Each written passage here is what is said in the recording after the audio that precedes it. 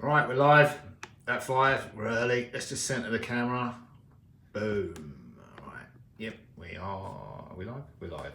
Right. Let's do this. Right. Hi. Welcome to Rob's Co. Welcome to London. A live jewelry making session. I need to make an 18 karat yellow gold diamond ring, and I'm going to do it live. Why not? A bit of coffee for this one. Yeah, I'm going to make one of these. This is a 9 carat. This is one of the daintiest diamond rings. It's one of the daintiest rings we do and one of the daintiest diamond rings we do. They're quite a versatile ring. They can be worn as a stacking ring, just a solitaire ring, single ring, and they can be an engagement ring. They're if someone wants a really dainty, petite engagement ring to go with, because we do this band, this 1mm halo band, as a wedding band, as a single ring. So they can work as an engagement ring and wedding ring combo, or they can just be a fashion ring because they look cool. So let me just show you this. This is actually what we're making, but this is the 9 carat version. So this is in a size P. We're making an 18 carat yellow gold. That's a 2mm diamond in there. We're filming this on a phone, so it's look at that for a feminine thing. Yeah, there we go. That's what we're going to make. Now I'm going to have to do this in 2 parts. Let me turn on the YouTube copyright-free tunes. We're going to have to do this in 2 parts because I need to polish it before setting it. So I'm going to make the mount in this part 1, and then in part 2, let's try that. Do we want Christmas music? It's a bit soon for the Christmas music.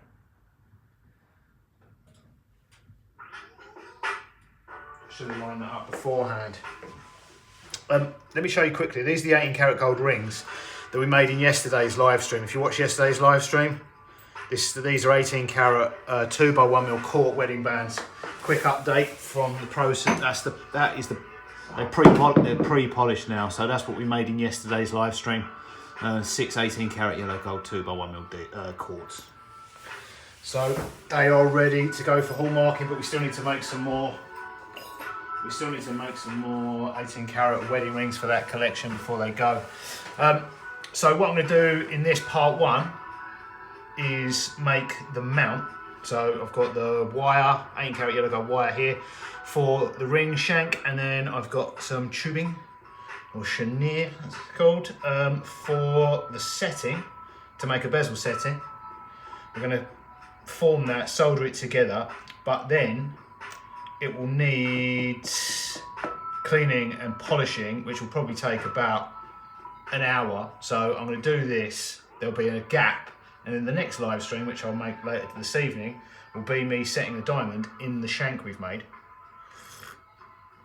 And I don't really want to put, I've got the GRS Benchmate under here, but because I'm in the middle of doing a load of soldering, like I can clip that on there. And then we've got the Meji microscope there, which I don't want to swing it around because it's going to knock the camera over, but we've got the Acrobats, the GRS Acrobats down, the Meji microscope, so we should go all out on the setting. If this was a long format video, I would, but I've got all these bits of solder here, so I don't really want to bump that off. But I've got a bench block that I can put in there, and we can do the setting in part 2 the traditional way, before all of this stuff became available in recent years. The way I was taught to set, actually, in the beginning, before all of this stuff existed, which is using a ring clamp and a bezel roller and a modified bench peg, which I made for a video a few years ago. Right, let's make the shank. So I need a size P. I've got a little sheet here that tells me how much gold wire, 1mm gold wire that is. So just under 59mm. This is a bit longer, so we'll just chop this down to 59mm.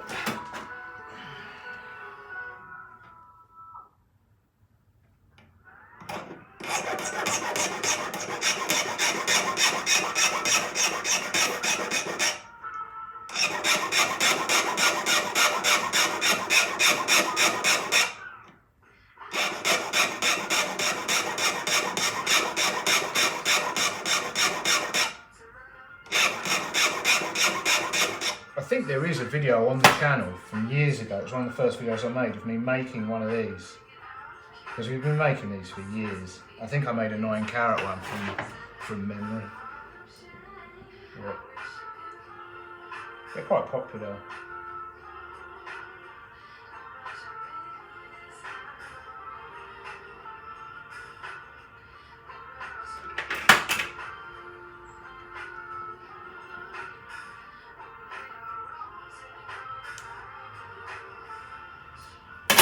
I mean, they're quite a good price because of the size for one. So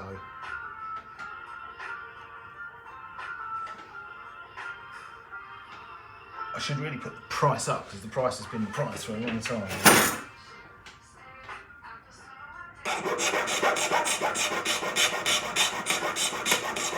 The price will be going up actually. I looked at the price for that car.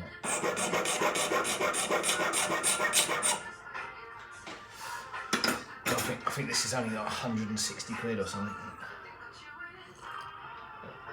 which is, it's probably been that price for 5 years at least. Gold was a lot. I think gold was less expensive when I set that price. But you know, entirely competitive online.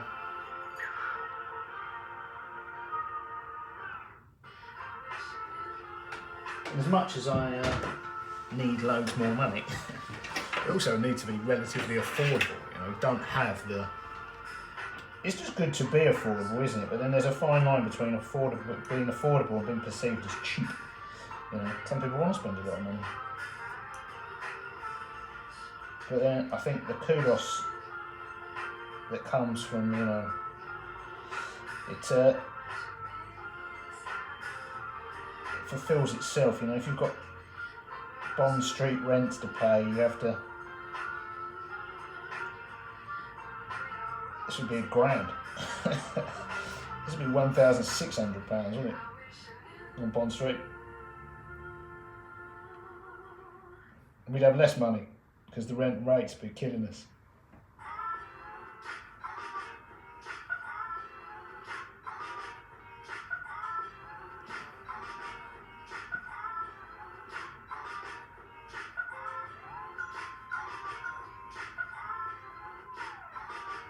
And then wealthy people from the Middle East walk in and say, yeah, I like that, I'll take 20. You're like, we've only got one.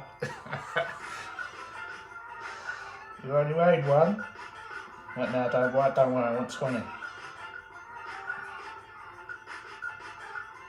For all my girlfriends. Yeah.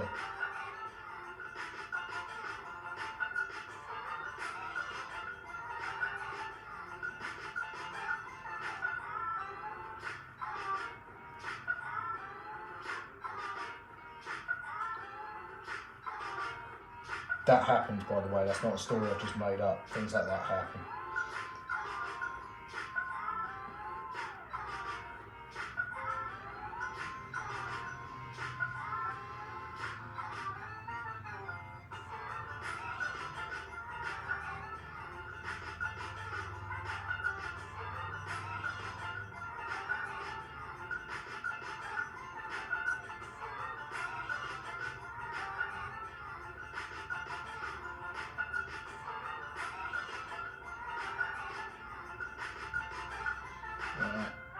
Lined up nicely. The sold's out. I'm use a little bit of excess solder because I'm actually going to use. I don't do this on bigger rings, but I'm actually going to use the joint beneath the setting. And it's not on larger rings. It's not considered best practice to have all the solder joints in one. But we are making pretty things, and it just makes these aesthetically with the 1mm rings because there's such small tolerance. It looks better. And from a technical perspective, the reason you're supposed to have it at opposing sides is for resizing, but it's not a problem because of it's not going to be a problem with these.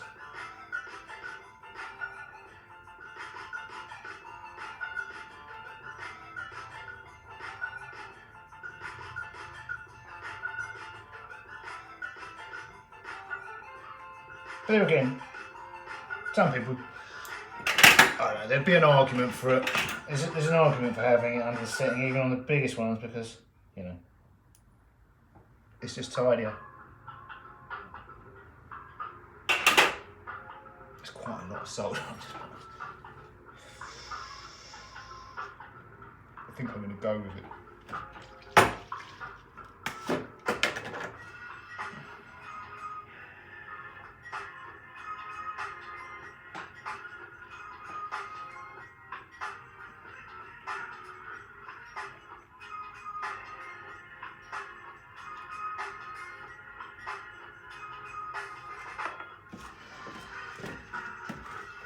I mean, I say it's not considered.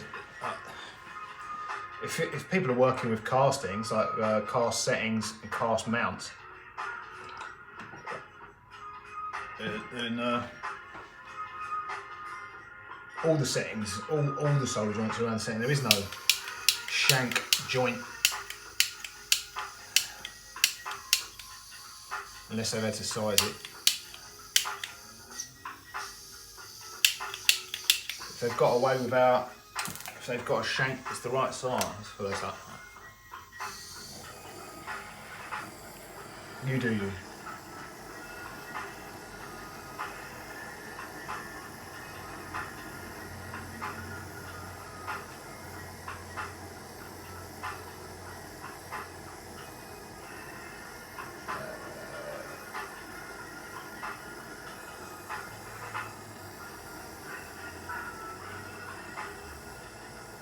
This is hard gold solder. It was quite a big bit, so I was kind of worried a bit. I was worried that the ring was going to melt full solder. The melting temperatures of these are real similar.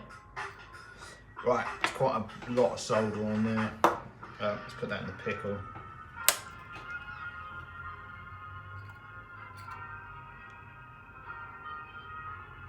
I think that's going to be enough solder to do the whole thing. Right. Now, I think this is about a 2.5mm high. Maybe, let's go 3mm, we can file it down. If it looks a bit big. Dividers.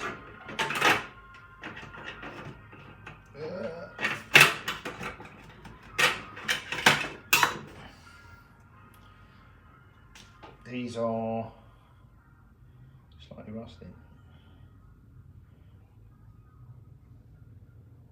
These are Sturrock.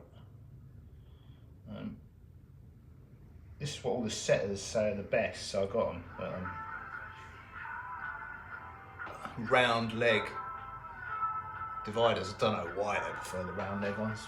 No idea, but that's what all the setters say are the business. So I've got a set. I think I got them off eBay.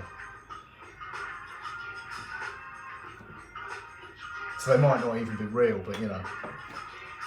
They look good, isn't it? I just bought a new rolling mill off eBay, which is I'm going to make a video about. Vintage rolling mill. I've got 4 rolling mills already, but you can't. 5. You need 5.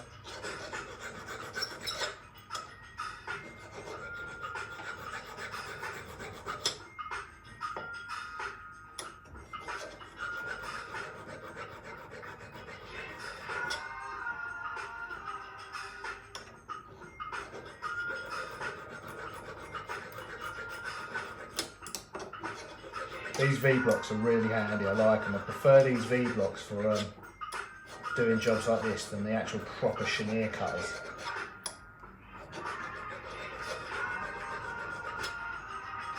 I've got one here. It's missing the handle, but you know, that's an actual cutter for sawing the thing. It's got a guide for sawing. You can adjust. Adjust these. These range in price. These things range from probably anywhere from a few quid to like 50, 60 quid for a European made one. I think that's one of the cheaper ones. These are a few quid. They normally come in pairs. They have like a little, I think they're just an engineer's V-block. They're used for holding larger steel things. There's no use for jewelry or mark things to pieces, but these are great for sawing rod, wire, and the tube. Right, let's mark this about 3mm.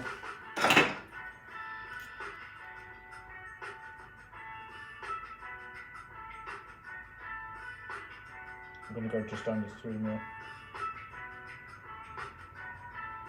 Because once it's set and rubbed over, I want it to be about 2mm high, same as the height, to be about the same as the diameter.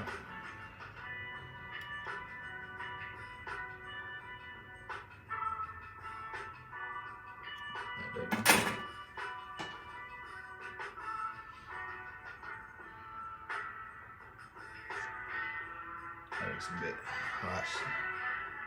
I can file it down, can't I? Don't file too much 18 karat gold down there.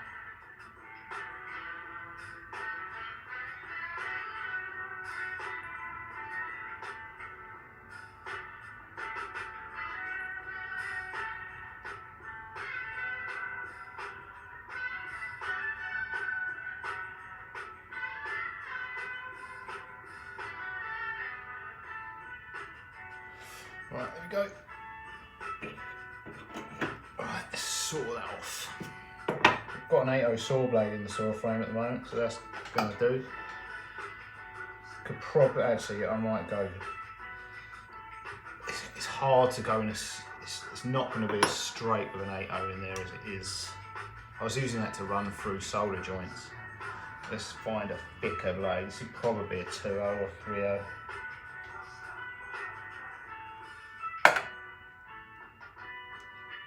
I think it'll just get us a straighter line. Need less cleaning up.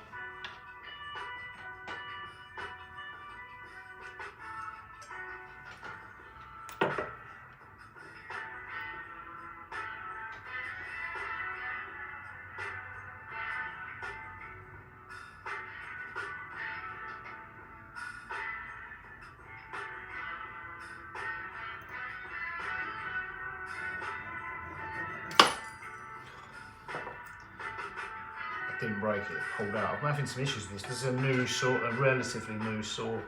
Fighting it. The blades keep doing. You don't sort of pulling out.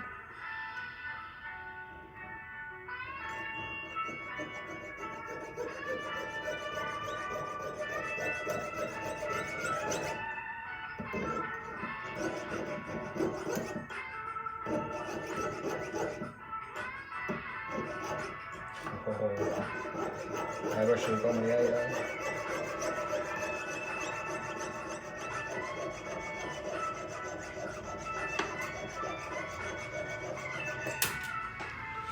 Right, where did that go?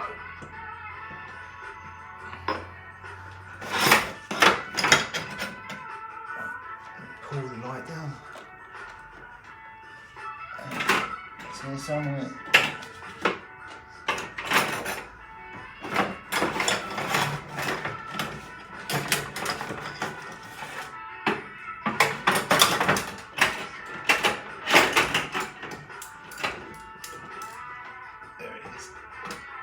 Found it.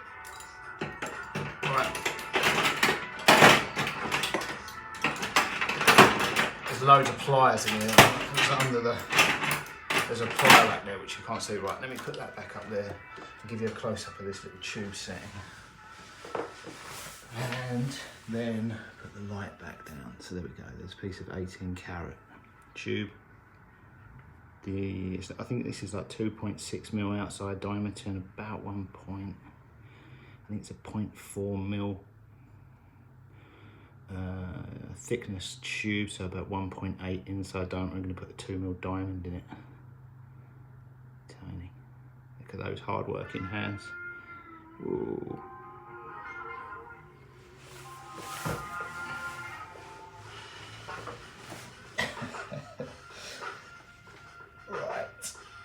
Not flat at all. Let's file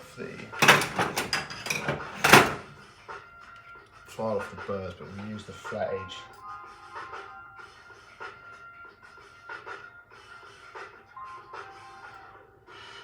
We use the flatter edge as the base.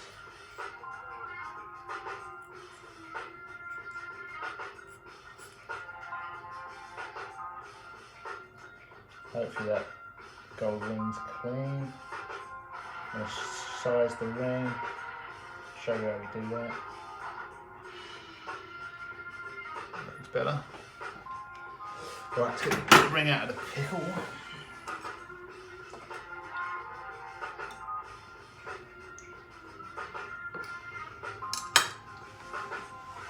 Normally at this stage we clean off the excess solder before sizing it, but I want the excess solder because I'm going to use the excess solder to solder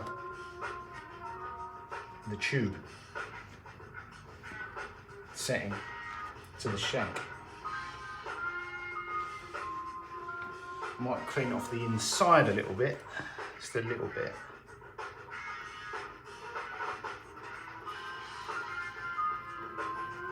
The very inside, just where it's going to touch the ring sizer.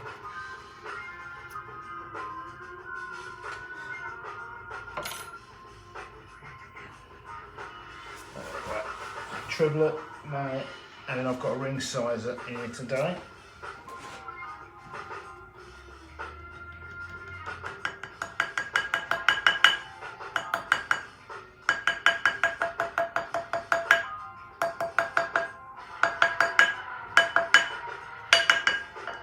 Let's see what size that is. Where's the ring stick? There we go. This is a wheat sheath ring stick with half sizes. It's very close to where we need to be, which is actually just under a size P. There we go. So I'm going to stretch it up to just over a P and then reduce it down to a P, which will make it two things, make it perfectly round and perfectly flat.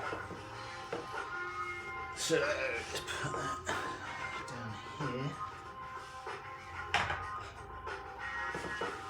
Alright, this is a Durston ring stretcher with the little extra bit which I don't really use much. So we just, these are good for 1mm rings, the sectional thing. I don't use them for the bigger rings. I've got an OMO one with dies from Italy, which is better. But it's a lot of faff for 1mm. It's better for bigger rings, but it's not better for 1mm rings. Right, that is now just over a size P. And then what I'm going to do is, these Durston reduction plates are not polished properly, which I need to do. The Italian ones are. I just haven't got around to doing this one. The Durston don't do it. Like they're actually sharp. They're rubbish. They're not rubbish, they're not finished. Whereas the Italians finish theirs, as you can see. I think they're polished and then plated because the plating's coming off. But they're actually rounded, slightly rounded, there. And the Durston ones are not as rounded. They're not rounded at all. So yeah, this is off an Italian ring stretcher, which is in the other room. And the rings go in much better. And one thing, they're different sizes on each side. A lot of people don't know that. They're not the same size. They look so similar. They're different sizes on each side because they don't come with instructions.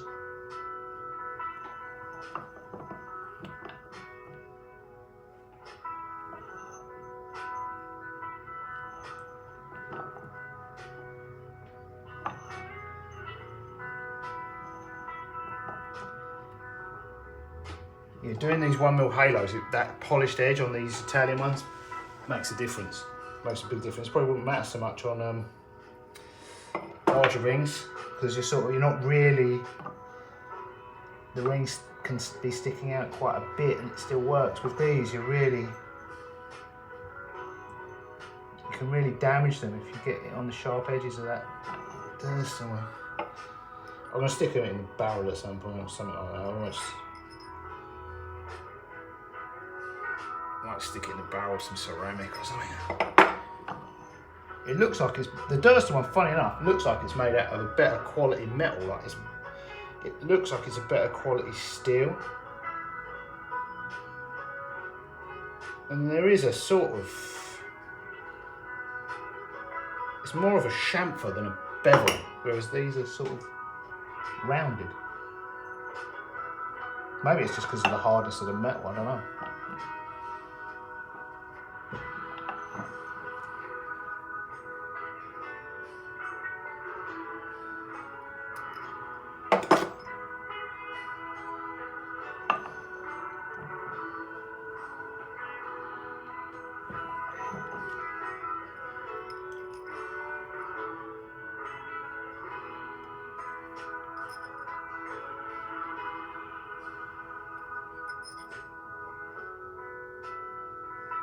Right, that is now a perfect size P. You get a close up on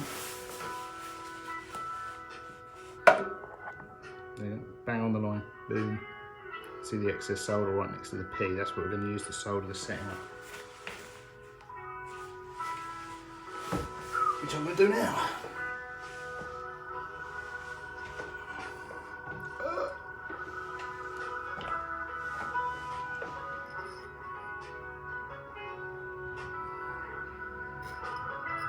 Yeah, what that process also does is it doesn't just, so it's not just rounded it, it's made it flat. The compression's flattened it. It dropped all the way on the floor. Right, now I've got to figure out how I'm gonna line this up. I think I'm just gonna do it by hand. Am I? Rather than trying to jig it up, because I haven't done this before with this block on the bench. What I'd quite often do when this was lower is set up the tweezers to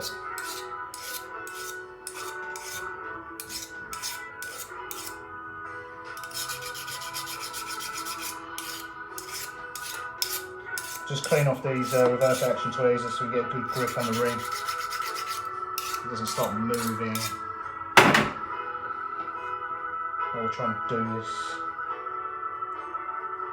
This might take a few attempts to get it perfectly lined up as well. Perfectly lined up in the centre of the setting, solder flowing all the way around. Like if I get it done first time, it'd be a miracle. I've made quite a lot of these rings, and I quite often end up, even after they've come out of the pickle, I'll quite often notice that the solder hasn't gone all the way around, and I'll end up redoing one. I rarely get these one and done. Yeah, occasionally. 50-50, I reckon. Right, when that's sitting as flat as possible. The top of that's not actually quite flat. Oh, it's sitting as flat, there we go. I think I'm going to do this standing up.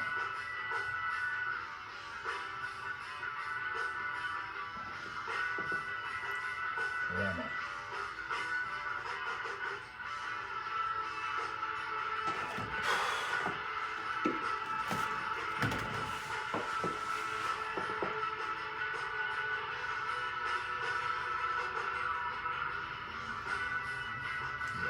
Standing up. Quick shakes, man. Too much caffeine, let's have some more. Right, let's go for this.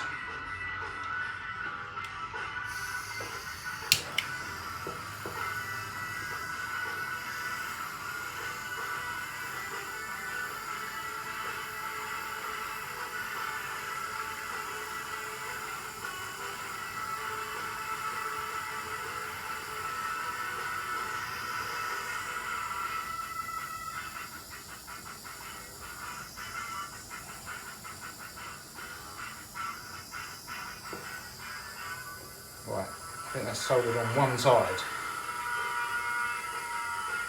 So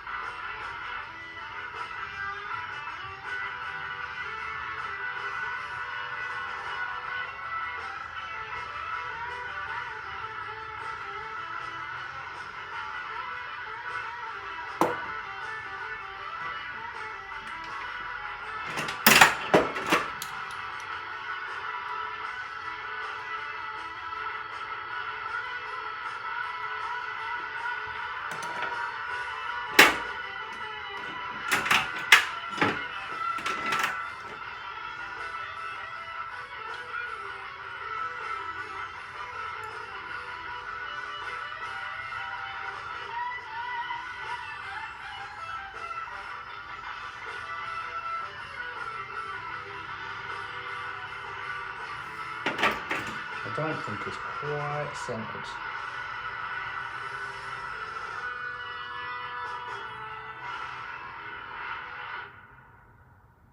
Needs to go a little bit to the left.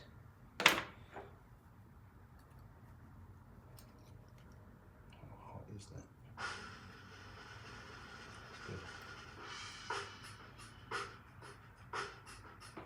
That's good. Right, let's go again. Like I said, it might take a few goes. There's only solder on one side of it at the minute, so even once I get it, let's try and get a little bit more solder on the one side and then move it. I only need a tiny bit of solder for it.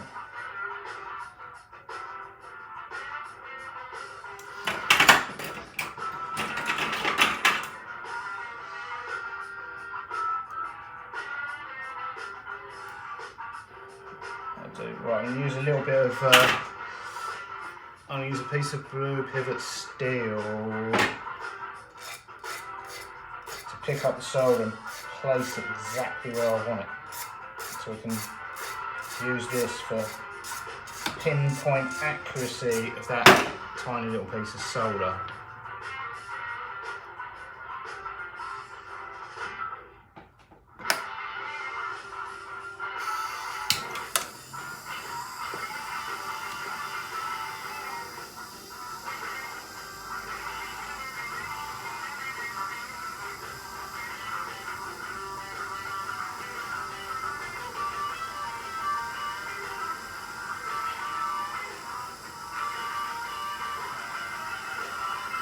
There we go.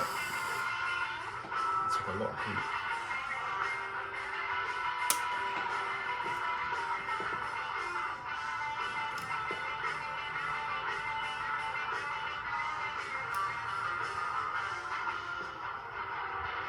Now I'm going to attempt to put the solder in there. Transfer the solder on it, but I need to do this before the solder flows because otherwise the setting is going to fall off.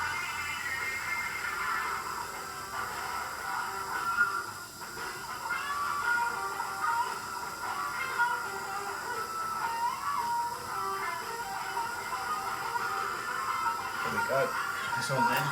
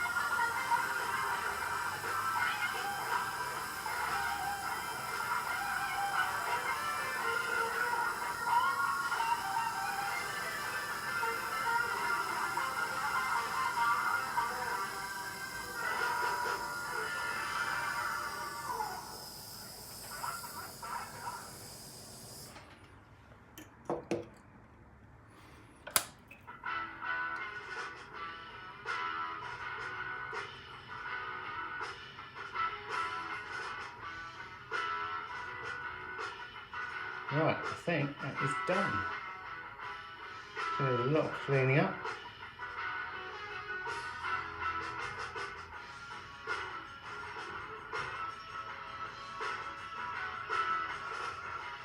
I think there's a little bit more solder, a little bit.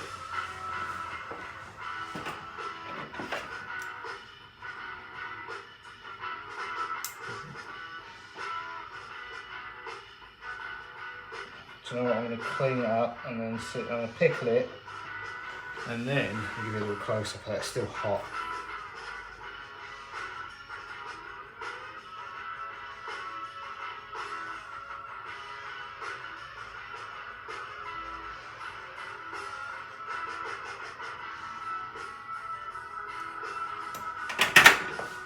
Just pickle it. We'll see. So here's where we're at. Can manipulate it with the pliers a little bit. There's a lot of flux stuck in there, but I'm not sure if the solder came out of the ring joint. attached to the setting. There might not have been enough soldering, but we'll pickle that.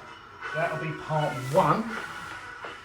And then once that's cleaned, polished, part 2 of this, later on this evening, we'll be setting a diamond in it, like so. Yeah, like this one. Which is a size P as well. So, thanks for watching guys, and I'll see you in part 2.